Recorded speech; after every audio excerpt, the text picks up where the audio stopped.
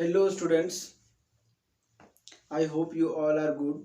Now today I am going to teach you something very special which is polynomial for class 10th students.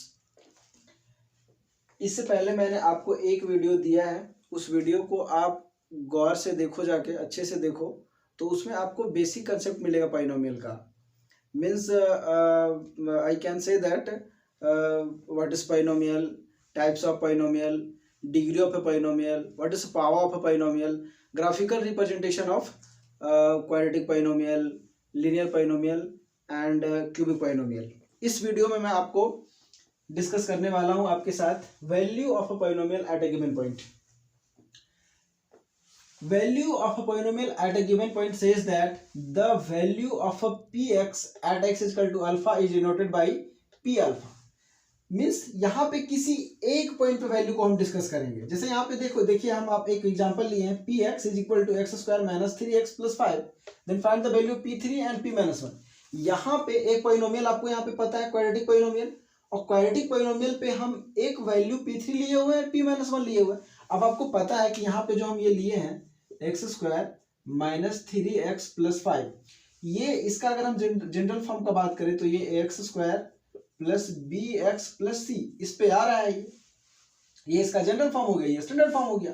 तो यहाँ पे हम बोल सकते हैं कि ये जनरल फॉर्म है. यहाँ पे ये वेरिएबल है, ये वेरिएबल है, और ये तीनों क्या है, रियल नंबर है.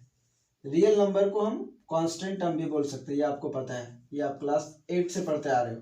ठीक है, तो यहाँ पे एक चीज मैं सिर्फ बताना चाहूंगा कि यहाँ पे दो वेरिएबल है, और पहला वेरिएबल पे पावर 1 है और दूसरा वेरिएबल पे पावर 2 है.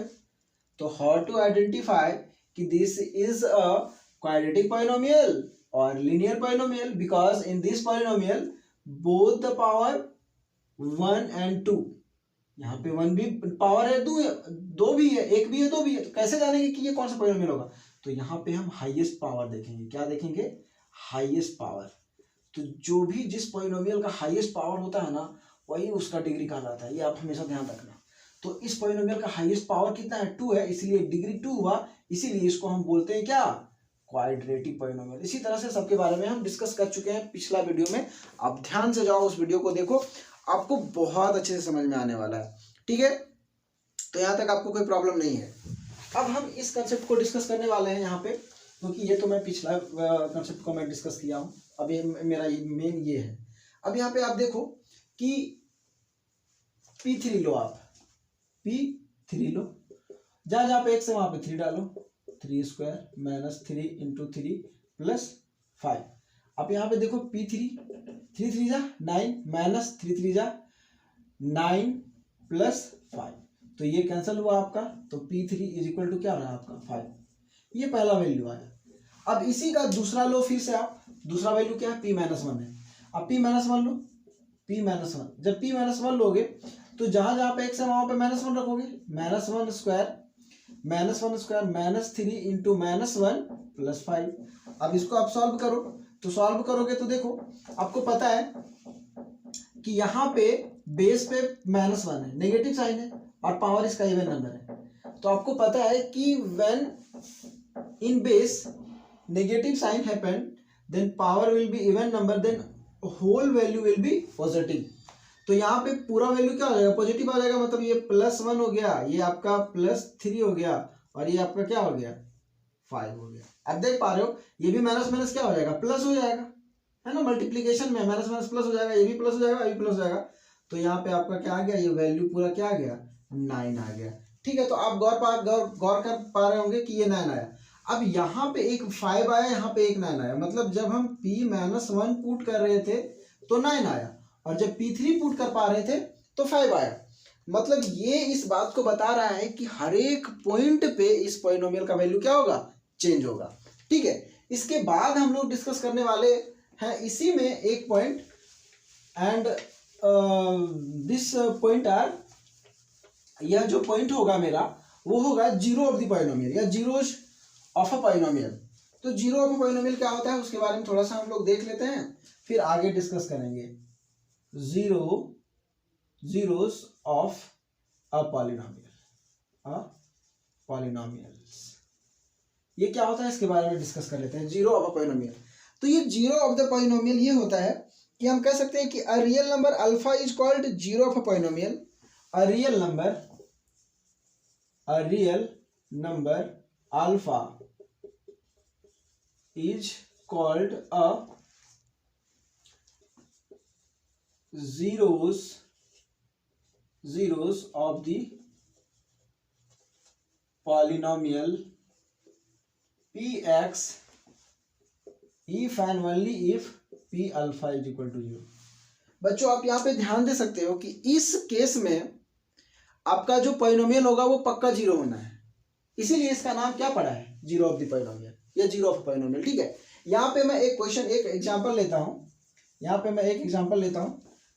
लेता हूँ, P X is equal to X square minus 2x minus three then find P3। ठीक है, then find P3 करते हैं। अब यहाँ पे आप देखो, अब लो यहाँ पे इसका सॉल्यूशन करते हैं। देखो इसका सॉल्यूशन बकायदा एकदम कैलकुलेशन आप देखो, जैसे आप बोर्ड में बनाओगे तो पहले लिखना P X is equal to X square minus 2x minus 3। Maths में ये हमेशा करना होता है कि जो एक टर्म गिवन होता है उसको पहला बार में वो एकदम हूबहू उसी चीज को आप लिख दो, उसके बाद आप कैलकुलेशन को आगे बढ़ाओ।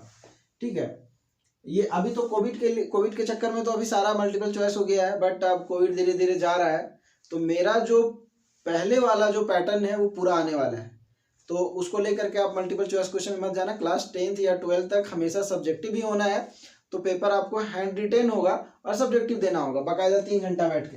तो इसको आप अच्छे से फॉर्मेट, हम आपको कैसे एग्जाम देना है वो फॉर्मेट भी डिस्कस करते रहेंगे बीच बीच में, और कैलकुलेशन को हम उसी तरह से बताएंगे। अब आप यहाँ पे 3 लो x के जगह पे, तो ये हो गया आपका 3, ये हो गया आपका 3 square minus 2 3 minus 3। P3 is equal to 3 3 जा 9 माइनस 6 माइनस 3। आप गौर कर पा रहे होंगे, तो P3 is equal to 9 minus 9 क्या आ गया, 0 आया ना। अब इसी तरह से आपको हम सेकेंड एक और वैल्यू लेके दिखाते हैं, जैसे हम यहाँ पे लिए, ये पहला वैल्यू हुआ, और एंड सेकेंड वैल्यू हम लेते हैं p minus 1, then put p minus 1 in this given polynomial. तो px इज इक्वल टू, इसके लिए भी सेम पॉलिनोमियल होगा, X square minus 2x minus 3। आप पुट करो, इस केस में भी पक्का जीरो आना चाहिए, आप देख लेना। p minus 1 is equal to minus 1 square minus 2 minus 1 minus 3। अब आपको अभी भी हम जस्ट बताएं कि जब भी -1 बेस में हो और पावर अगर इवन नंबर हो तो वैल्यू प्लस हो जाता है, तो ये +1 हो गया। 1 से किसी भी चीज को मल्टीप्लाई करेंगे तो कोई फर्क नहीं पड़ना, ये आपको पता होना चाहिए। ठीक है, तो माइनस माइनस +2 और -3, तो आप गौर कर पा रहे होंगे कि +3 और -3 कैंसिल, क्या 0। तो ये जीरोज ऑफ द पॉलिनोमियल यही बात को बताता है कि अगर एक ही पॉलिनोमियल पे अगर हम पॉइंट बदलते रहें तो भी उस केस में अगर ये वैल्यू 0 देता है तो ये जो पॉइंट होता है वो इस पॉलिनोमियल को सेटिस्फाइड करता है। This is called zero of the polynomial. इसीलिए यहाँ पे बोला भी है कि a real number means what, this number is called real number, and इसको जनरलाइज करके अल्फा बोला है। आप बीटा बोल सकते हो, गामा बोल सकते हो। ठीक है, तो a real number alpha is called zero of the polynomial px if p alpha is 0।